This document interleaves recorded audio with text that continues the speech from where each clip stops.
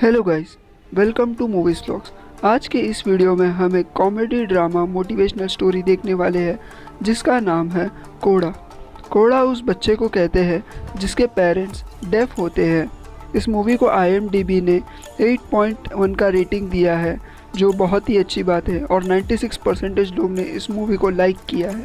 Movie के director है Sian Heder. इस अमेजिंग मूवी के कैरेक्टर्स है Emilia Jones, Eugenio Derbez, Marlee Martin, Troy Kotsur और भी कई सारे इंटरेस्टिंग कैरेक्टर्स है इस मूवी में। कहानी स्टार्ट करने से पहले चैनल को सब्सक्राइब करना ना भूलना।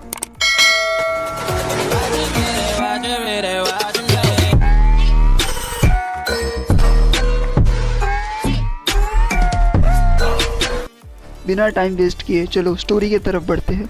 स्टोरी के स्टार्टिंग में रूबी अपने फैमिली के साथ फिशिंग करती है। रूबी एक अकेली मेंबर है इस फैमिली का जो बोल और सुन सकती है। वो अपने डैड और भाई को फिशिंग में हेल्प करती है। एक तरह से वो अपने फैमिली के लिए हेल्पिंग हैंड बनती है। रूबी बहुत इंटेलिजेंट लड़की है। वो उन लोगों के लिए ट्रांसलेटर का भी काम करती है। वो सबकी बात अपने फैमिली को साइन लैंग्वेज में समझाती है। रूबी एक मिडिल क्लास फैमिली से है। उसे कई बार कई बातों में समझौता भी करना पड़ता है। उसे अभी तक ये नहीं पता कि उसके अंदर का एक्चुअल टैलेंट क्या है। जब एक दिन वो फिशिंग के बाद स्कूल जाती है तब रूबी और गर्टी एक क्लब ज्वाइन करने वाले होते हैं, लेकिन रूबी का एक क्रश होता है जिसका नाम माइल्स है। माइल्स उस क्लब में क्वायर चूज करता है। क्वायर कोर्स में बच्चों को सिंगिंग सिखाया जाता है। माइल्स को देखकर रूबी भी क्वायर ही चूज करती है। स्कूल के बाद उसके पेरेंट्स उसे पिकअप करने आते हैं, लेकिन रूबी को ये बहुत इनबैलेंस लगता है। रूबी के घर में बहुत साइलेंट होता है क्योंकि कोई और सुनने वाला तो है नहीं, बस वही सुन सकती है।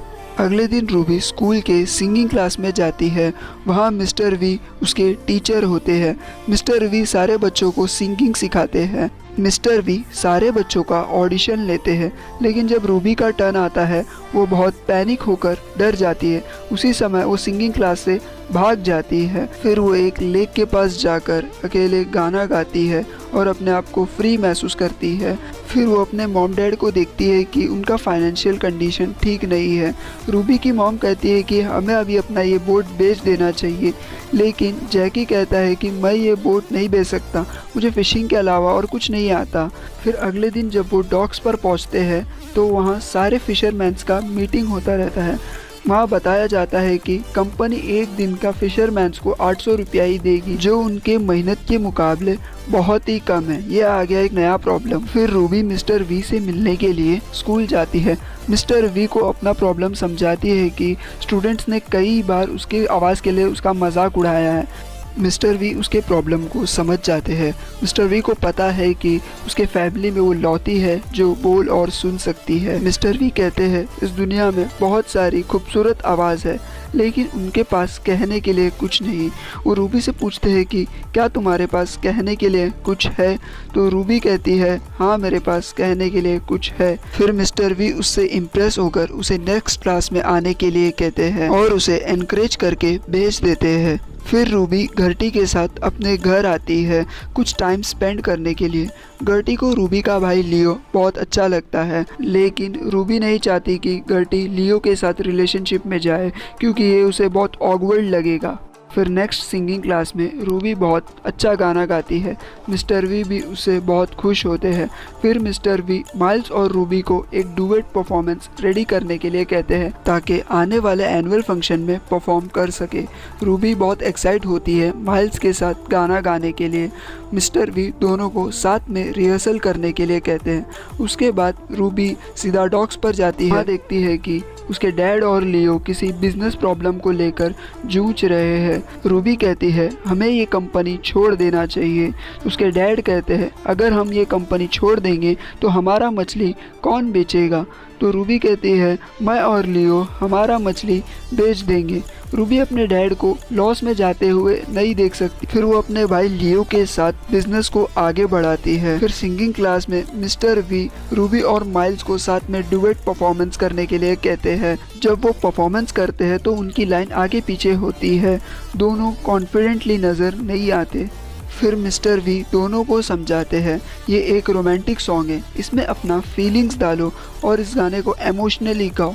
फिर छुट्टी के समय मिस्टर वी माइल्स को कहते हैं कि और रूबी के साथ रिहर्सल्स करो और इसमें और परफॉर्मेंस बेटर करो। फिर रूबी से कहते हैं कि तुम बहुत अच्छा गाती हो, तुम नेक्स्ट ईयर क्या कर रही हो। रूबी कहती है मैं अपने डैड के साथ काम करूँगी। तो मिस्टर वी पूछते हैं तुम कॉलेज नहीं जाओगी। तो रूबी कहती है मैं स्टडीज़ में अच्छी नहीं हूँ और हम कॉलेज एफोर्ड नहीं कर सकते। मिस्टर वी कहते हैं कि गर्टी और माइल्स कॉलेज ऑफ म्यूज़िक में ऑडिशन देने वाले हैं और मैं उन्हें ट्रेन कर रहा हूँ। फिर वो रूबी से पूछते हैं जब तुम गाती हो तो तुम्हें कैसा लगता है। रूबी अपने फीलिंग्स को बोलकर नहीं बताना चाहती। रूबी अपने फीलिंग्स को साइन लैंग्वेज के थ्रू बताती है। वो कहती है कि जब वो गाती है तो उसे एकदम फ्री महसूस होता है और उसके सारे टेंशन्स दूर हो जाते हैं। रूबी की बातें सुनकर मिस्टर वी इम्प्रेस हो जाते हैं और उसे कहते हैं मैं तुम्हें कॉलेज ऑफ म्यूज़िक के लिए ट्रेन करूँगा, बस मेरा टाइम वेस्ट मत करना। उसके बाद वो अपने मॉम को बताती है कि उसे म्यूज़िक पसंद है, लेकिन उसकी मॉम उस बात को सीरियसली नहीं लेती। इसके बाद लियो अपने डैड को प्रूव करना चाहता है कि वो रूबी के बिना भी लोगों से कम्युनिकेट कर सकता है। वो फिशरमैन्स के साथ एक बार में जाता है, वहाँ एक बंदा उसके साइन लैंग्वेज का मजाक उड़ाता रहता है। उसके बाद लियो का उस बंदे के साथ फाइटिंग हो जाता है। फिर उसी बार में लियो को गर्टी दिखती है, वहाँ उन दोनों के बीच में बहुत अच्छी दोस्ती हो जाती है। वो दोनों एक दूसरे को टेक्स्ट करके बातें करते हैं। इसके बाद माइल्स और रूबी ड्यूएट परफॉर्मेंस की प्रैक्टिस करते रहते हैं। दोनों बहुत रोमांटिक हो जाते हैं। दोनों का परफॉर्मेंस बहुत अच्छा चल रहा होता है, लेकिन दोनों डिस्टर्ब तब हो जाते हैं जब फ्रैंक और जैकी दूसरे रूम में इंटीमेट हो रहे होते हैं। फिर इसी दौरान रूबी माइल्स को जाने के लिए कहती है। माइल्स को ये इंसिडेंट बहुत अजीब लगता है। फिर स्कूल में रूबी गर्टी से कहती है कि अभी मैं माइल्स को फेस कैसे करूँगी। फिर उसी समय कैफेट एरिया में रूबी को क्लासमेट्स की बातें सुनाई देती है जो उसके पेरेंट्स का मजाक उड़ाते हैं।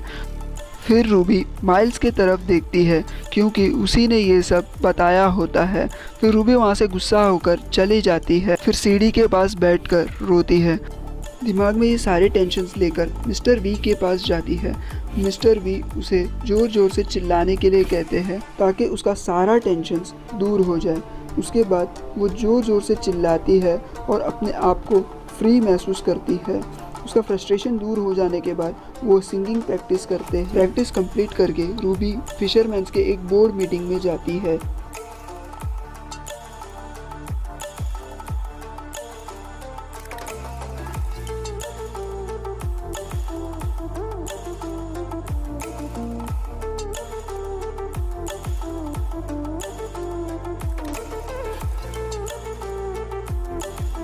जैकी के इस अनाउंसमेंट के बारे में घर पे डिस्कशन होता है। सब कहते हैं कि हम सब अपना अपना 100% देंगे। इस बिज़नेस में सबसे बड़ा हाथ रूबी का होने वाला है क्योंकि वही तो है जो इनके आइडियाज़ और प्लान्स को लोगों तक पहुंचाएगी। फिर नेक्स्ट डे से सबका स्ट्रगल स्टार्ट हो जाता है। रूबी बिज़नेस के काम में बहुत बिजी हो जाती है। इसी वजह से वो किसी भी काम को ज़्यादा टाइम नहीं दे पाती। वो बिज़नेस के साथ साथ सिंगिंग का प्रिपरेशन भी कर रही होती है, ऑडिशन का भी प्रिपरेशन करती है। माइल्स उसे कई बार सॉरी कहता है, लेकिन रूबी उस पर ज़रा भी ध्यान नहीं देती है। बिज़नेस का असर रूबी के प्रिपरेशन पर पड़ता है। रूबी मिस्टर वी के पास हर रोज़ बहुत देर से पहुंच रही होती है। मिस्टर वी रूबी को चिल्लाते हैं। वो कहते हैं कि तुम मेरा टाइम वेस्ट करोगी तो मैं तुम्हें नहीं सिखाऊंगा, आगे से ऐसा मत करना, ये लास्ट वार्निंग है। जब वो डॉग से निकल रही होती है तो मीडिया उसके पेरेंट्स का इंटरव्यू लेने के लिए पहुंचती है।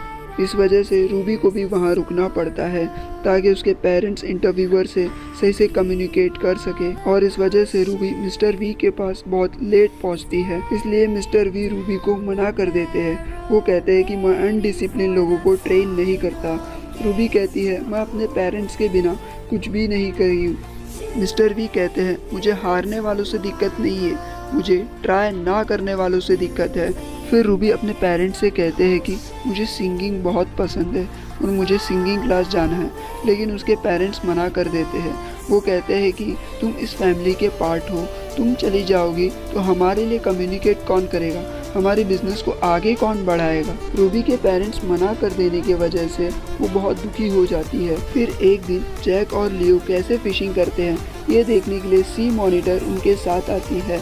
उन्हें उनसे कम्युनिकेट करने में बहुत प्रॉब्लम होता है। फिर वो समझ जाती है कि ये दोनों ही डेफ हैं।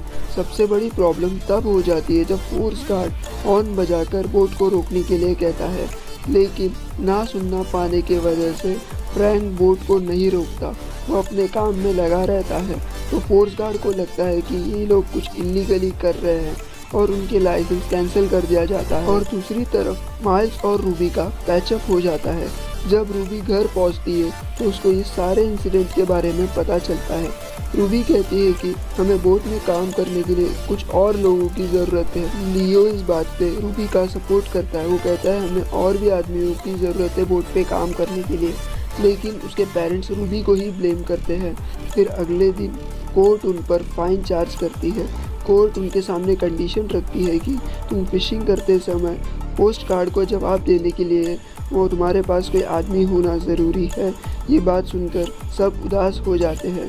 तो रूबी कहती है कि मैं सिंगिंग कॉलेज नहीं जा रही हूँ, मैं यहीं रह के आपके साथ बोट पर काम करूँगी। ये बात से पेरेंट्स सब खुश हो जाते हैं, लेकिन इस बात से लियो बहुत नाराज़ हो जाता है।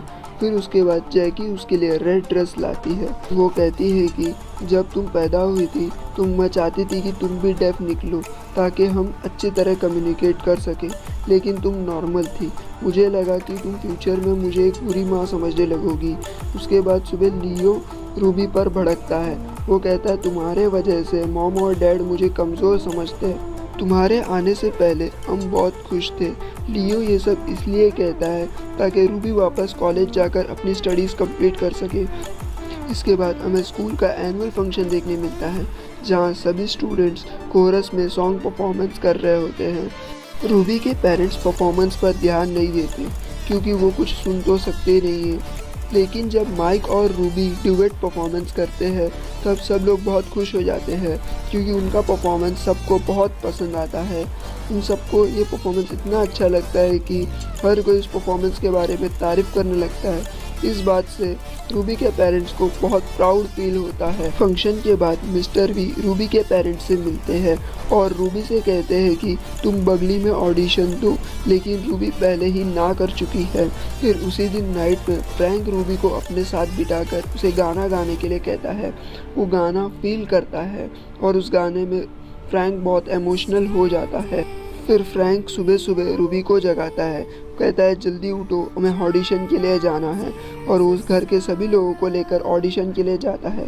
फिर ऑडिशन रूम में फैमिली का आना अलाउड नहीं होता है, इस वजह से रूबी अकेले ही जाती है। वहाँ वो जजेस को देखकर नर्वस हो जाती है, उसे बहुत डर लगता है। फिर भी वो अपना कॉन्फिडेंस गेन करती है और वो ऐसा गाना चुनती है जिसका ट्यून सिर्फ मिस्टर वी को ही आता है। अनफॉर्चुनेटली मिस्टर वी रूबी के लिए ट्यून परफॉर्म करते हैं और रूबी के पेरेंट्स ऑडिटोरियम के रूम में चोरी छुपे आ जाते हैं। फिर रूबी अपने सॉन्ग को वर्ड्स के साथ साइन लैंग्वेज में भी बताती है ताकि उसके पेरेंट्स को वो क्या गा रही है समझ में आ सके, और उसके पेरेंट्स भी उसके सॉन्ग सुनकर बहुत खुश हो जाते हैं। फिर कुछ दिन बाद वो मिस्टर वी से आके कहती है कि उसका बगली में एडमिशन हो गया है, और मिस्टर वी के साथ साथ रूबी के पेरेंट्स भी बहुत खुश हो जाते हैं। रूबी माइल्स से भी कहती है कि उससे मिलने आया करे। रूबी को अब सब कुछ सेटल नज़र आता है। वर्कर्स भी साइन लैंग्वेज सीख रहे होते हैं। रूबी को लगता है कि अब समय है उसके सपने के तरफ बढ़ने का। एट द लास्ट रूबी की फ्रेंड गर्टी उसे बॉस्टन छोड़ने जा रही होती है। रूबी के पेरेंट्स उसके लिए बहुत खुश होते हैं। फिर रूबी अपने पेरेंट्स को इमोशनली गले लगाती है। सब बहुत इमोशनल हो जाते हैं। रूबी के पेरेंट्स उसे बाय कहते रहते हैं। तभी रूबी अपने साइन लैंग्वेज में अपने पेरेंट्स को लव कहती है। इसी के साथ इस स्टोरी का डे एंड हो जाता है।